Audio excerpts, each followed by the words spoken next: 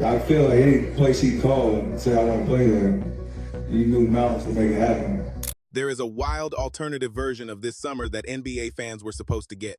Picture LeBron James wearing a Golden State Warriors jersey next to Stephen Curry and Draymond Green, while the entire basketball world loses its absolute mind. The recruitment was very real.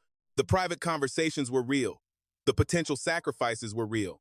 For weeks, Golden State had every reason to believe they were about to pull off the most shocking roster construction in league history.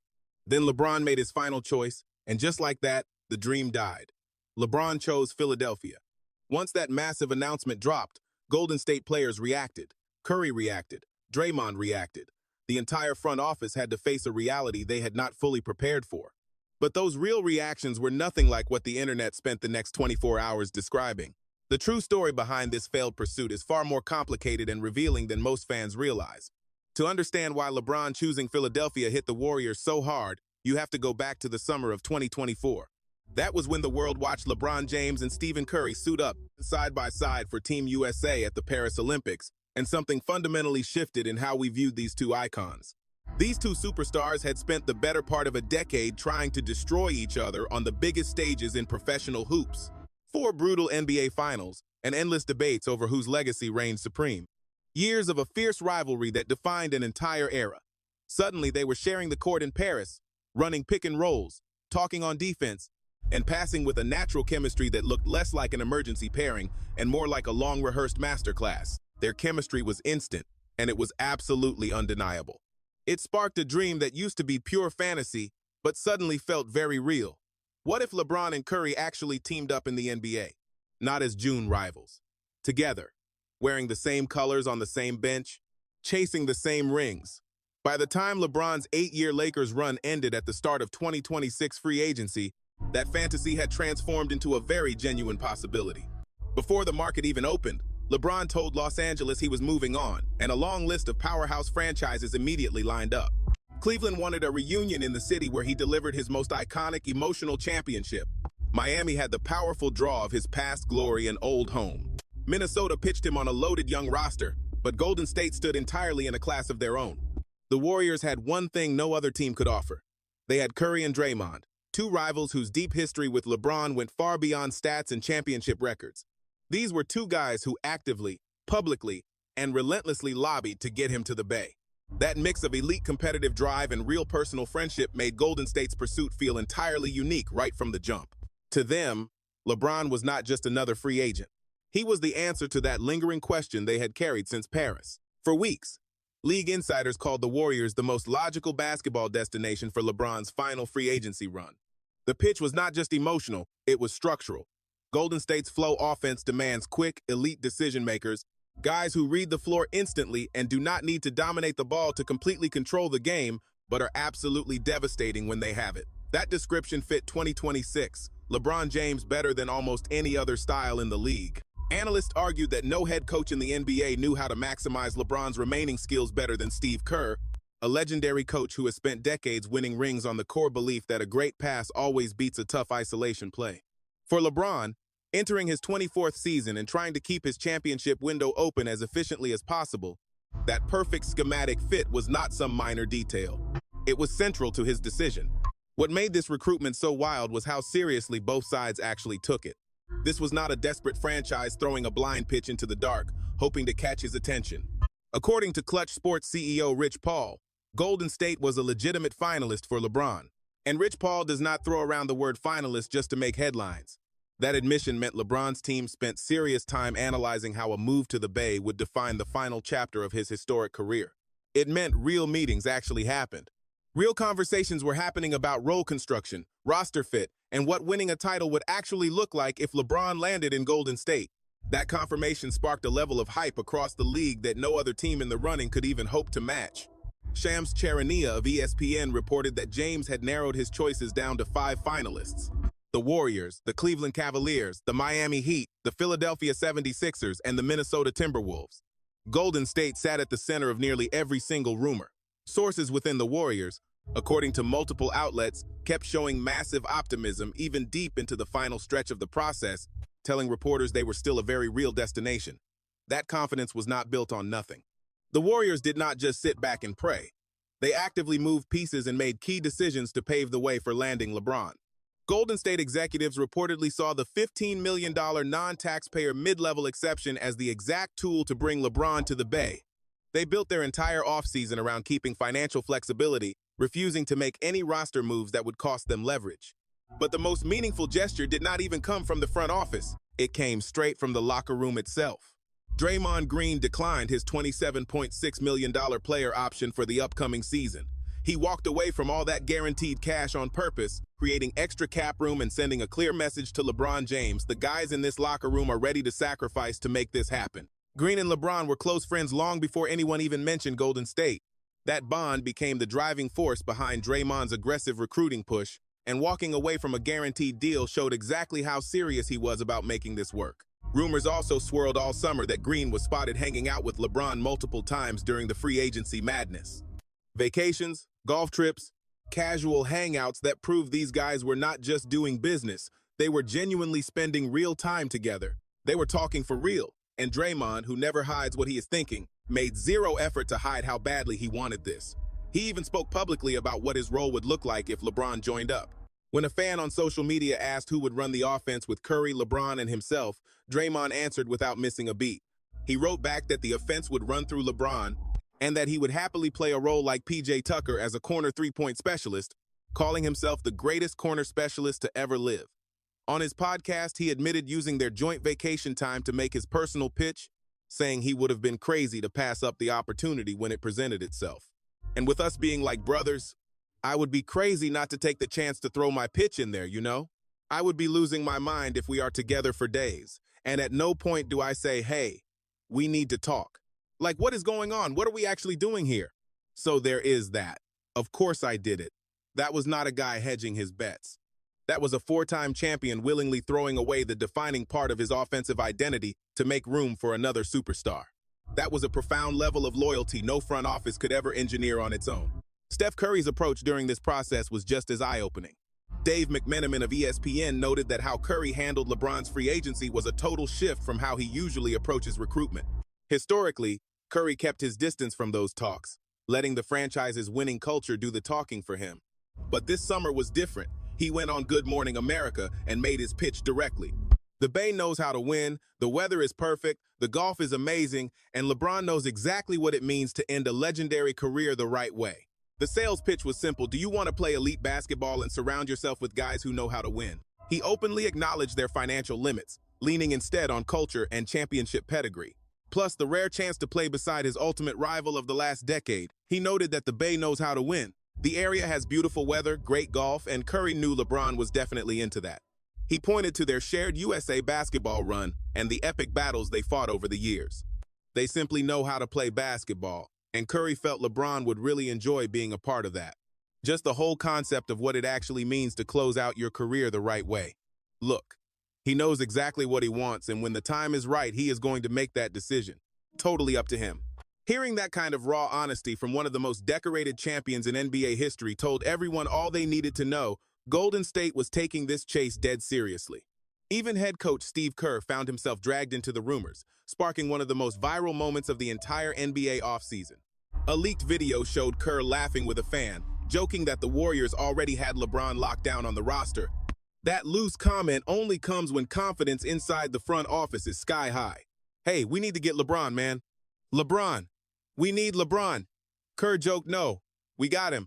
That is good, the fan said. Put that on Twitter. Draymond Green hit back publicly within 24 hours, posting that if he knew Steve Kerr at all, the coach was definitely just joking around.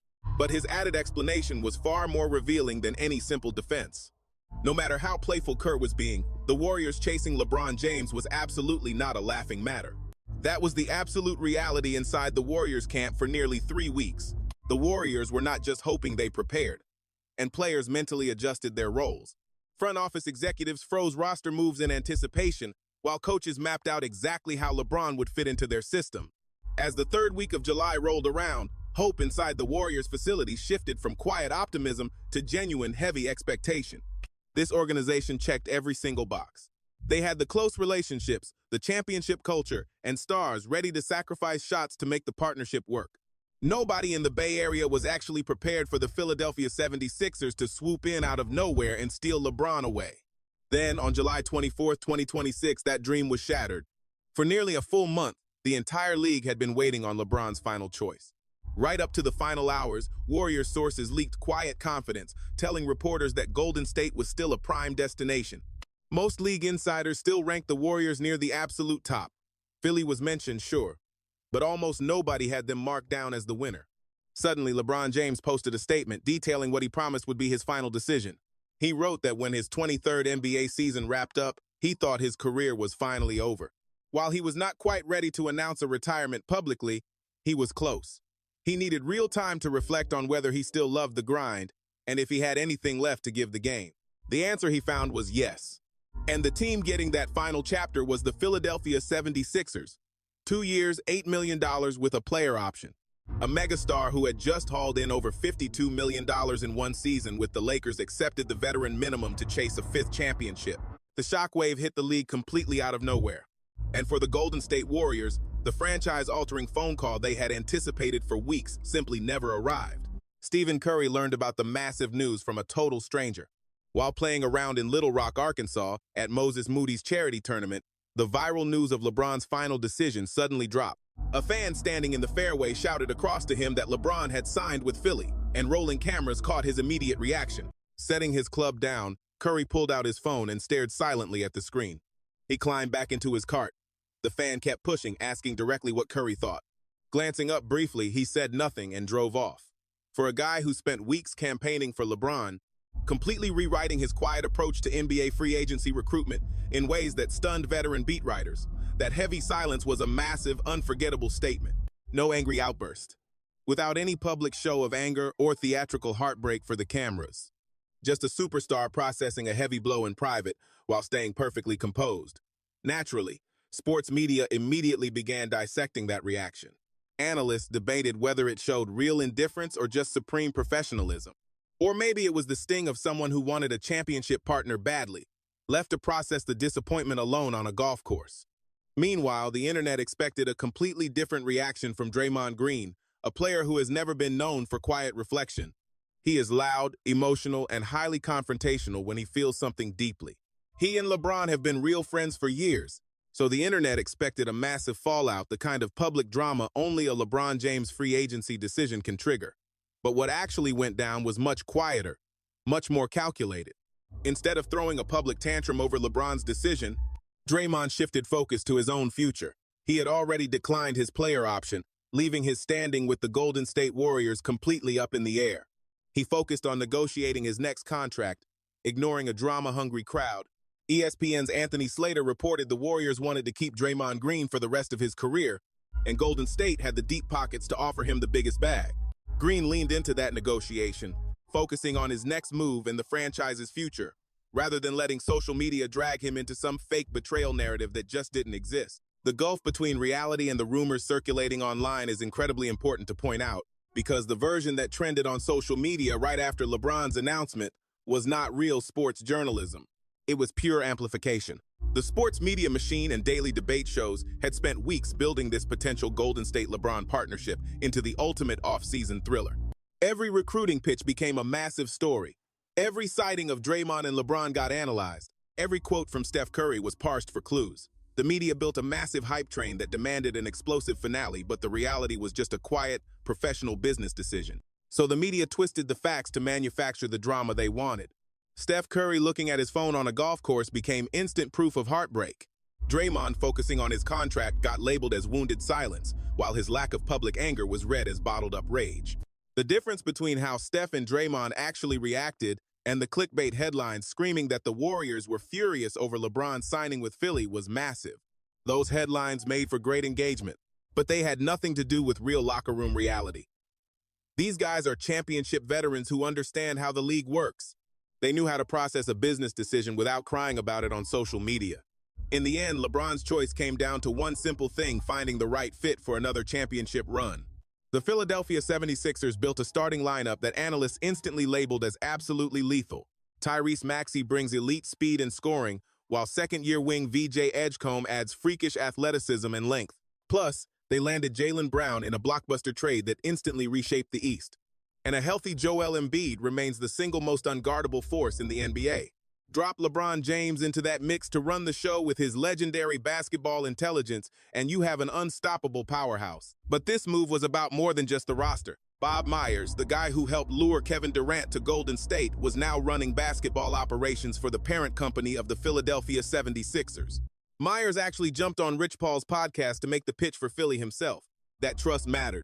This roster build meant LeBron could step in as the final championship piece on a ready-made contender, instead of carrying the burden of building a whole program from scratch. Still, that dream of LeBron in a Warriors uniform deserves a real look, because the basketball fit was absolutely wild. Sharing the court with Stephen Curry and Draymond Green under head coach Steve Kerr would have been the most tactically brilliant experiment the NBA had ever seen. Steve Kerr's motion offense relies on constant ball movement and high-level spacing, fueled by the kind of elite basketball instinct that coaches cannot teach, they can only unleash it. That flow fits perfectly with the style LeBron has mastered in his 40s. He wouldn't have to carry the load in isolation. The system rewards elite vision, relentless off-ball cutting, and making the right play every single time down the floor. Steph Curry running off screens while LeBron handled the playmaking would have broken opposing defenses. There was literally no scheme to stop it. Plus, Draymond acting as a connector next to two legends would have stripped away his offensive pressure. He could focus entirely on anchor-level defense, loud communication, and high-intensity floor generalship. Green had actually already drawn up that exact blueprint. The version of basketball we never got to see remains one of the most agonizing what-ifs in modern NBA history. Instead, the Warriors have to pivot, starting the unglamorous work of rebuilding around the roster they already have. The obvious first step after LeBron's choice was bringing back Draymond Green on a deal similar to the one he just declined. They are piecing back together a familiar lineup, but this time it carries a completely different, heavier expectation. The opt-out that was meant to be a sacrifice for something greater turned into just a standard opt-out. Now Green is heading back to Golden State in a position he created for himself, but under circumstances that did not play out the way he or the front office ever expected. The Warriors had already signed DeAnthony Melton earlier in the offseason and added rookie Yaxel Lendeborg as their main summer pickup. Jimmy Butler is still on the payroll, but he is still recovering from that devastating ACL tear from February. Kristaps Porzingis fits well next to Curry as a spacing big, but without LeBron, and the ceiling this franchise can realistically hit in the West is completely different than it looked 3 weeks ago. The Warriors are hard-capped at the second apron after making these moves, leaving them with very few ways to improve. The consensus from analysts is that Golden State heads into next year without enough firepower around Curry to make real noise in a West dominated by Oklahoma City and San Antonio. The dream shattered on a Friday morning, and what it left behind was a team relying on old habits and experience, missing that game-changing star they spent months chasing. The fan and media reactions split predictably.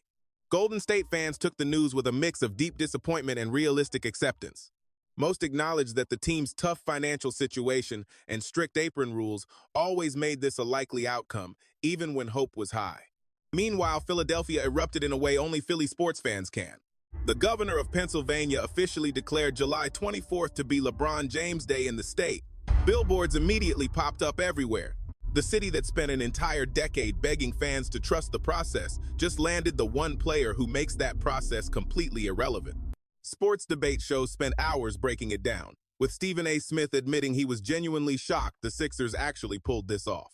Analysts who spent weeks projecting LeBron to Golden State instantly reworked their championship models, finding that Philly's overall roster depth gave him a much cleaner path to a fifth championship ring than any other team on his list.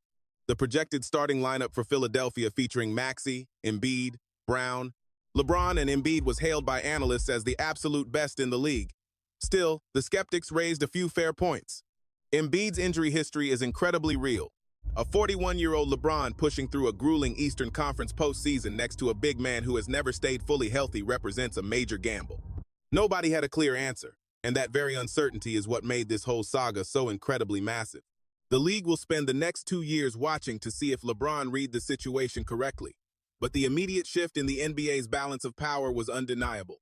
Philly immediately stepped in as a legitimate championship contender in the East. Boston, Cleveland, New York.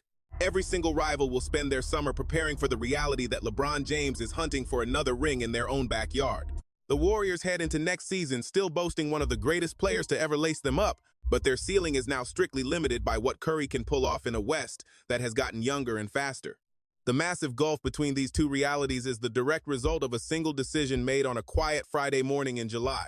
So, here is the real story of how the Warriors actually reacted when they heard LeBron pick the Sixers over them. Stephen Curry put down his golf club, checked his screen, and quietly drove off without saying a single word. Draymond turned his focus toward negotiating his next contract and his future with the team. The front office simply moved on to the next phase of their off-season plans, completely ignoring the urge to put out a public statement.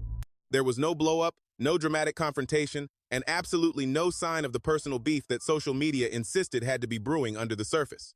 What did exist, and what those viral headlines completely failed to capture, was the quiet heaviness of a locker room that understood exactly how close they were to landing a truly historic, once-in-a-generation dynamic. Because the real story of this summer was never about the Warriors being mad at LeBron, except that isn't what actually happened.